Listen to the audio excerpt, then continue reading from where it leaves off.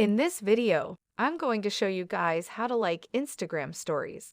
Well, and the newest Instagram update. Apparently you can like Instagram stories now. And to do that here, I'm going to show you a quick tutorial on just how to do that. Well, first of all, you should hop into your Instagram account and then log into your account. Once you've logged in to your account, head on over to someone's random story. Let's choose basically anybody here in our story list. Let's go to this guy. These are some pair of Jordans, very nice pair of Jordans.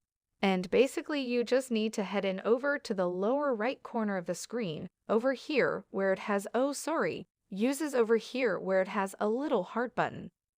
Just tap on that, and you've basically liked the story. And yes, it also has the option to undo your recent heart. You just have to tap it again, and you've uncharted a story, basically. So to heart, of course, let's just tap on it, and it's basically liked. Alright, that's all for this video. I hope you guys liked it, and comment down below if it works.